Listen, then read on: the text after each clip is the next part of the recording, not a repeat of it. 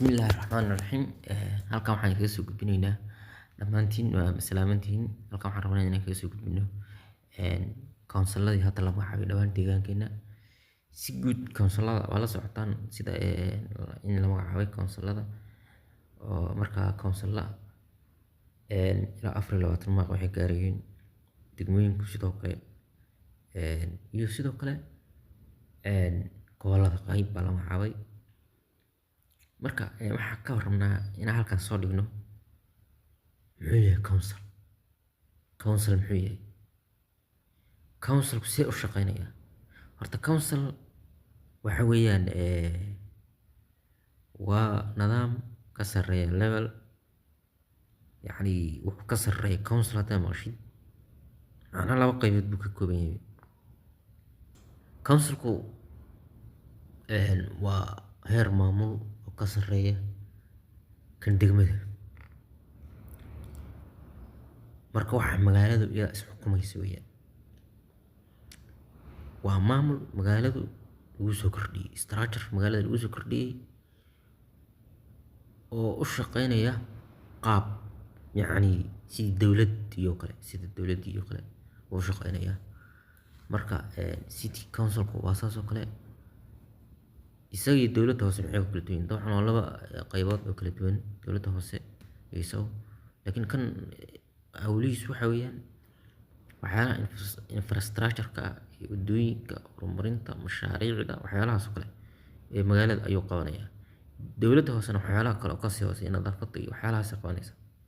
marka laba qaybood oo kala macnaha dabcan kala duwan weeyaan.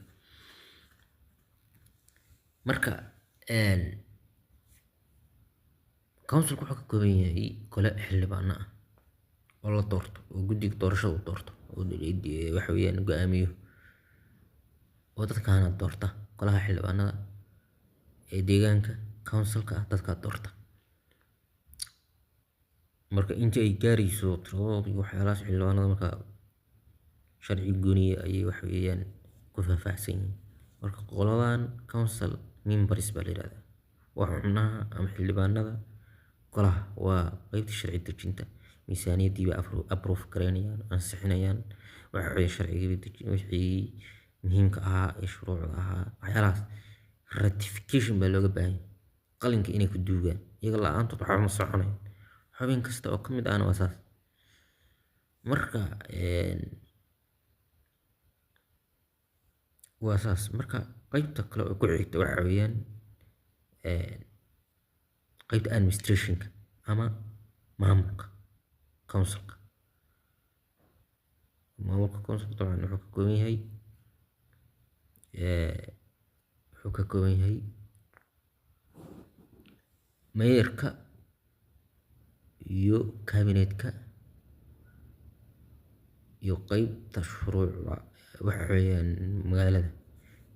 city judicial organs waxa la yiraahdaa jira, ama ah qaybta maxkamadaha maamul magaalada maxkamad u gooniya leedahay. iyo sidoo kale xafiiska auditorka ee maamulka magaalada iyo duqa ama ninka madaxa u ah markaas cabinetkii maamulka magaalada, ninka madaxa u ah waxa la yiraahdaa mayor. city judicial organs xubnihii kale ee maamulka magaalada garsoorka u ahaa iyo dabagalaha ama auditka xafiiska auditka ee maamulka magaalada. shantaa qaybood weeyaan qaybta uu ka kooban yahay. qaybta waxa weeyaan howlfulinta ee maamulka magaalada. guddoomiyihii, gudoomiye ku-xigeenkii iyo waxa weeyaan golihii sharci garsoorayaasha iyo xafiiska auditka iyo waxyaalaha weeyaan. marka iyagaa sii baxsamaya. marka waa un saas. marka haddaad maqashid golaha ama maamulka magaalada, haddaad maqashid labada qaybood buu qaybsanaa. qaybta sharci dejinta oo la yiraahdo xildhibaanada, golaha maamulka magaalada, iyo sidoo kale xubnaha howlfulinta ama kabineyga ama maamulka magaalada qayb u qabsan. Marka sidaas weeyaan waa in insaan loo fahmaa.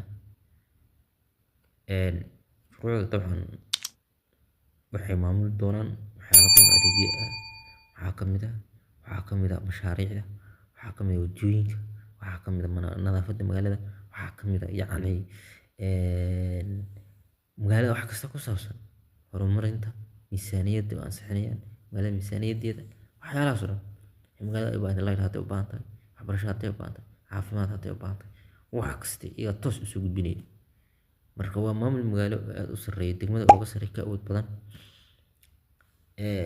access iyo horumar soo kordhay weeyaan.